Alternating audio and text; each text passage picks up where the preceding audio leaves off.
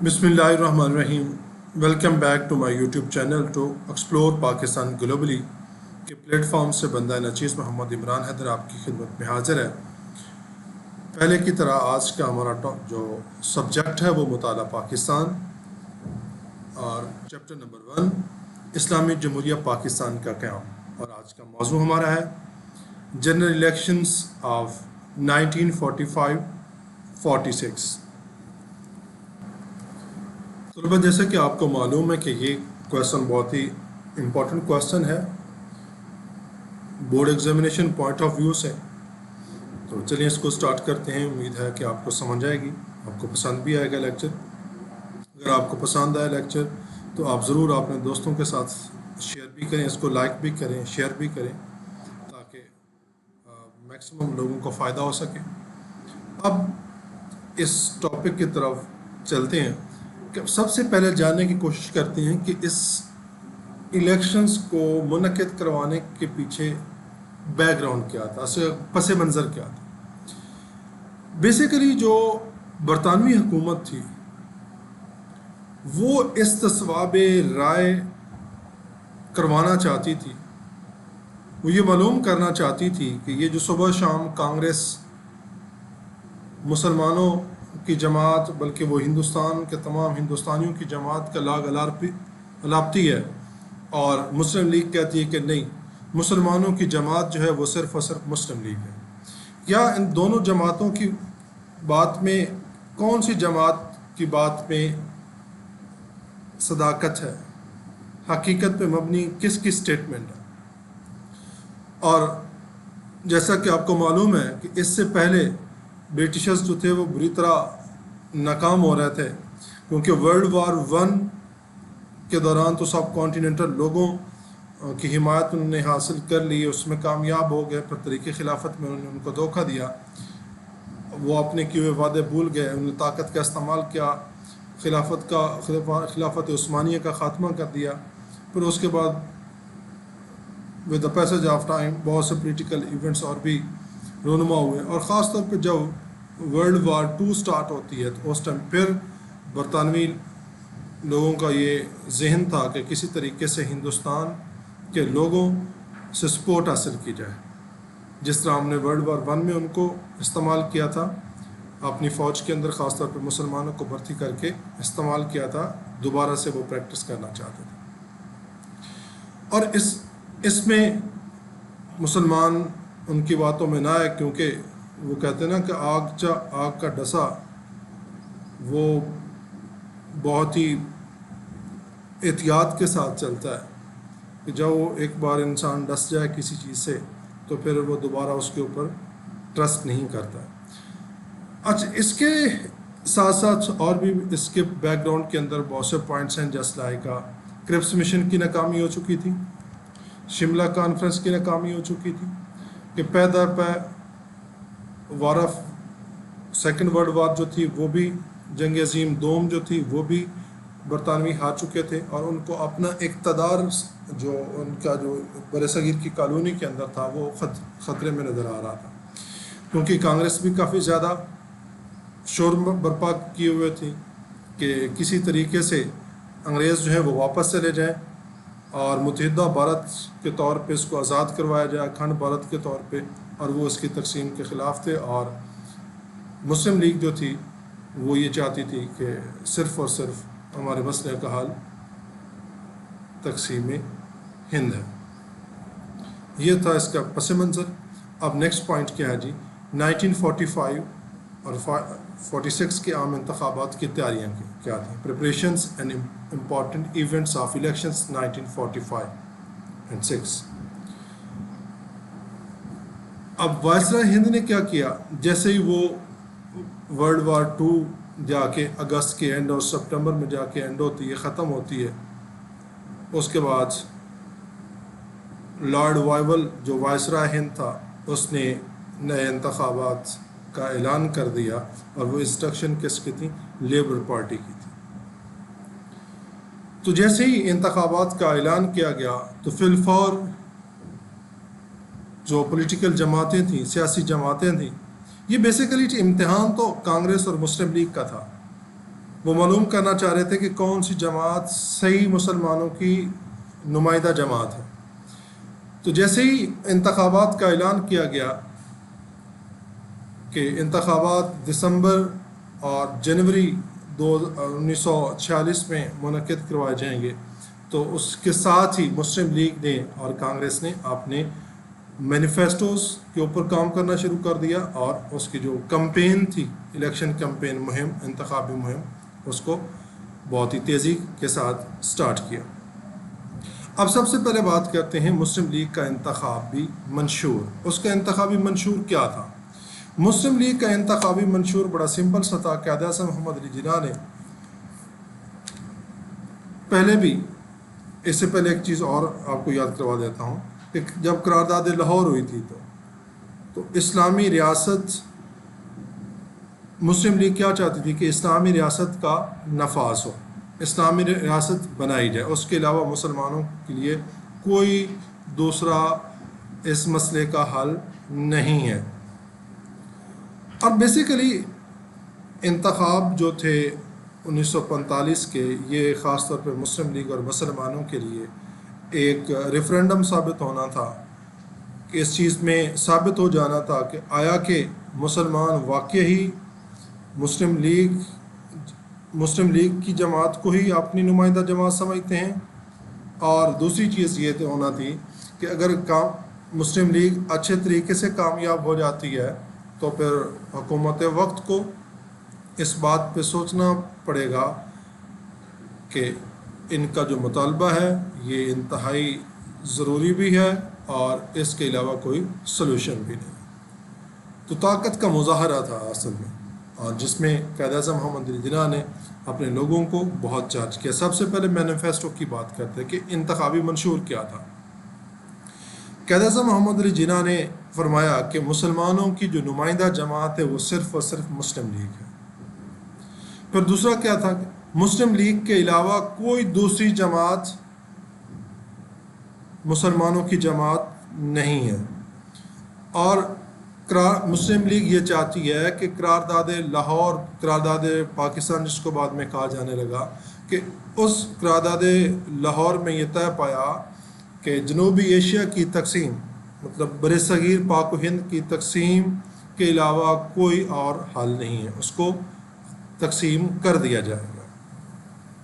پر مسلم اکثریتی علاقوں میں مسلمانوں کو مکمل اقتدار اعلیٰ حاصل ہے، اور قائد اعظم نے عام انتخابات پاکستان کے بارے میں استصواب رائے نے کہا کہ اگر ہم ان کے اندر اچھی طرح بھرپور طریقے سے کامیاب ہو جاتے ہیں تو یہ ہمارے لیے مستقبل میں جو ہم ریاست پاکستان بنانا چاہتے ہیں اس کے لیے ایک بہت بڑی پیش قدمی ہوگی، یہ اس کے لیے بہت بڑا ایک بولڈ سٹیپ ثابت ہوگا۔ اس کے بعد پھر ہمارا راستہ روکنا ناممکن ہو جائے گا۔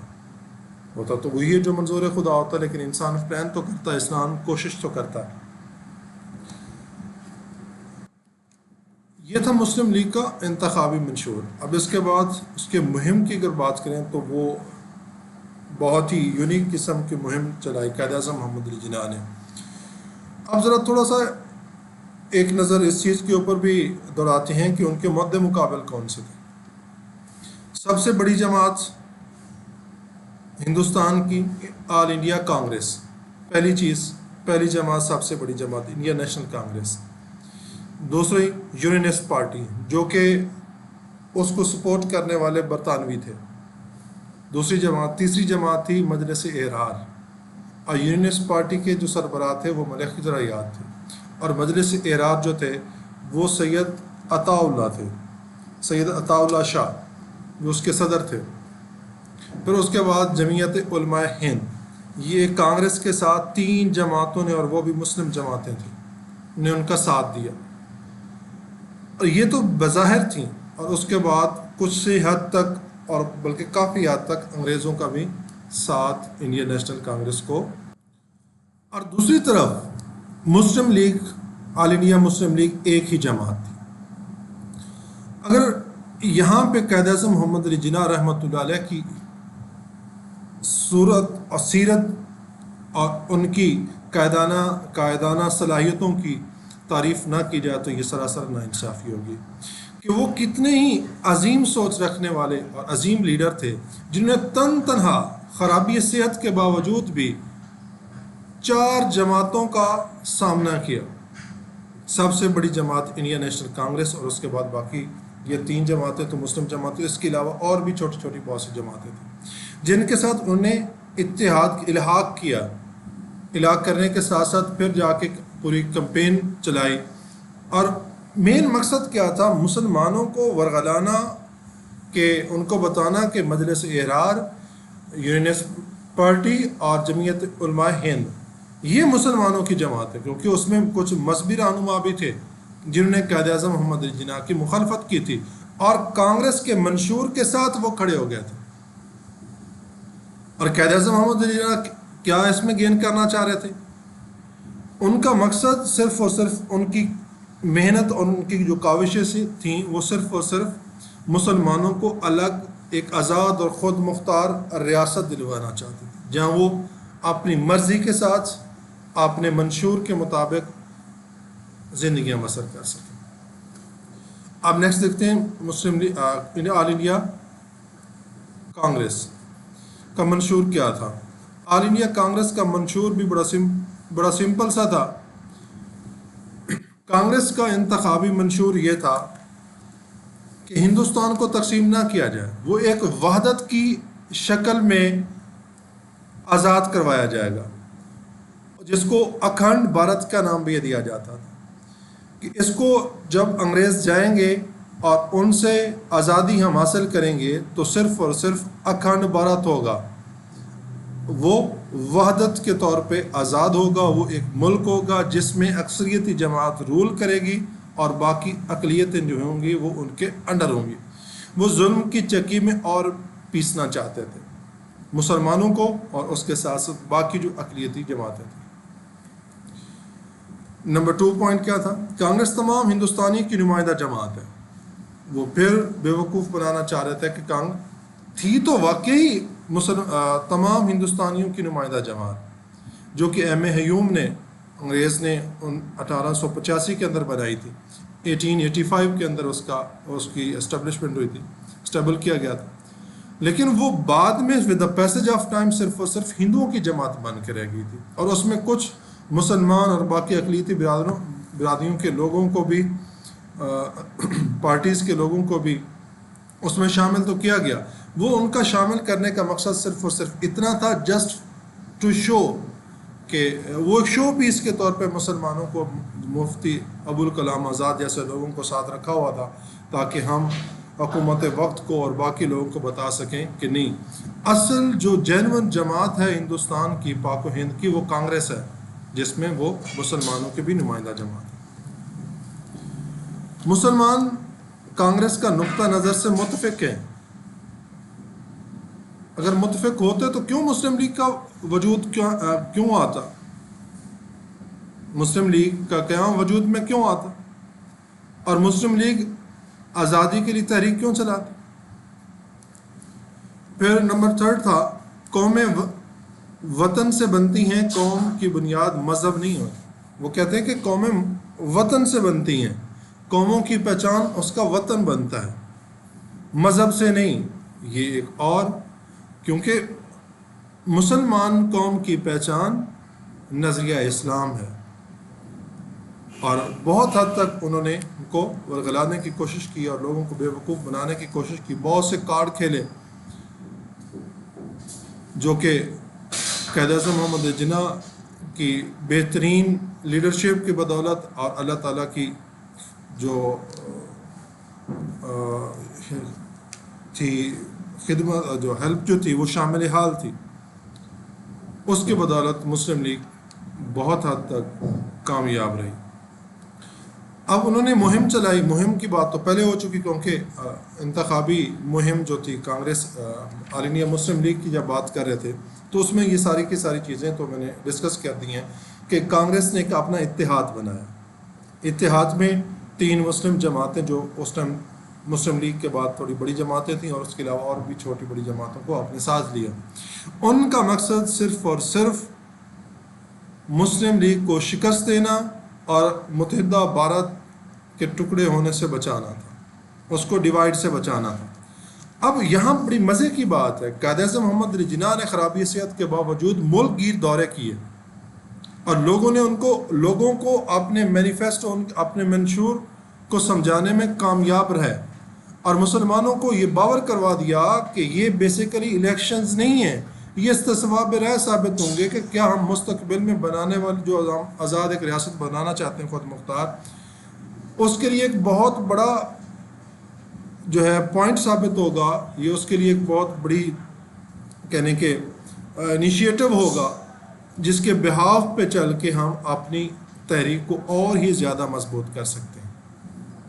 تو اس میں لوگوں کو شہر شہر کریا کریا گلی گلی جا کے مسلم طلباء اور طالبات اور نے بھی بہت بھرپور طریقے سے بڑھ چڑھ کے اس موومنٹ کے اندر حصہ لیا، اور اس کے ساتھ ساتھ بہت سی خواتین نے بھی اس کے اندر بھرپور کردار ادا کیا۔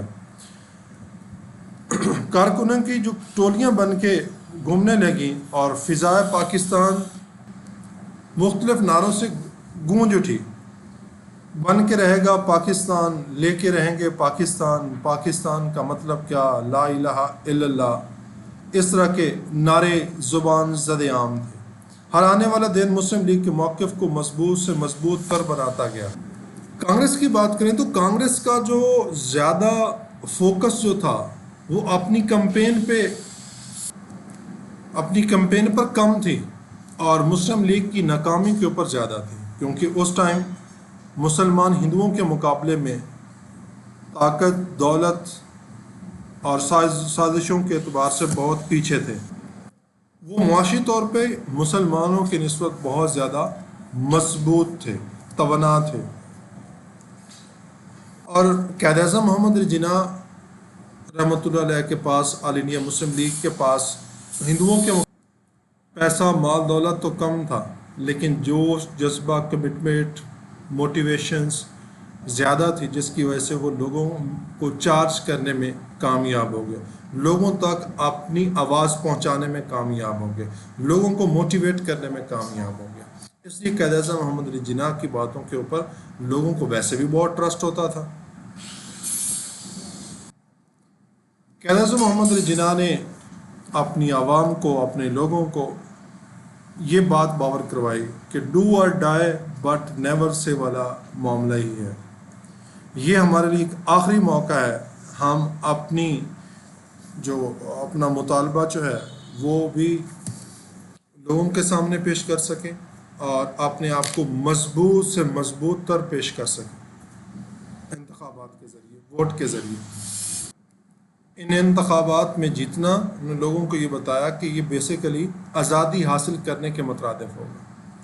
تو اب نیکسٹ پوائنٹ ہے نمبر 6، انتخابات کے نتائج، الیکشنز ریزلٹس۔ پہلے ہم مرکزی اسمبلی کے نتائج کو ڈسکس کرتے ہیں، اس کے بعد پھر صوبائی اسمبلی کے نتائج کو ڈسکس کریں گے۔ اب جیسا کہ آپ کے سامنے جو ہے وہ کچھ چیزیں، مٹیریل آپ کے سامنے ہے، یہ جو آپ اسکرین پہ آپ کو شو ہو رہے ہیں، یہ ڈائیگرامز جو ہیں یہ بیسیکلی مرکزی اسمبلی کے نتائج کو شو کر رہے ہیں۔ 1945 کے اندر ٹوٹل نمبر آف سیٹس جن کے اوپر الیکشن کانٹیسٹڈ ہوئے وہ 102 تھے، جس میں سے 52 seats needed for the majority کے لیے 52 سیٹس ریکوائرڈ تھیں، لیکن اس میں انڈین نیشنل کانگریس جو تھی وہ 59 سیٹس ون کر سکی، اور جو مسلم لیگ تھی اس نے 30 سیٹس ون کیے۔ اب مسلم لیگ کا جو نتیجہ تھا الیکشنز یہ سیٹس کا، یہ 100% تھا۔ اس کی ریزن کیا تھی؟ اس کی ریزن یہ تھی کہ 30 مرکزی اسمبلی کی ہی نشستیں تھیں مسلمانوں کے لیے، کیونکہ مسلمانوں کے تو جدا گانا انتخابات تھے، تو مرکزی اسمبلی کی سیٹوں کے اوپر مسلمانوں کو 100% کامیابی ہوئی۔ اب ریزلٹ آف الیکشن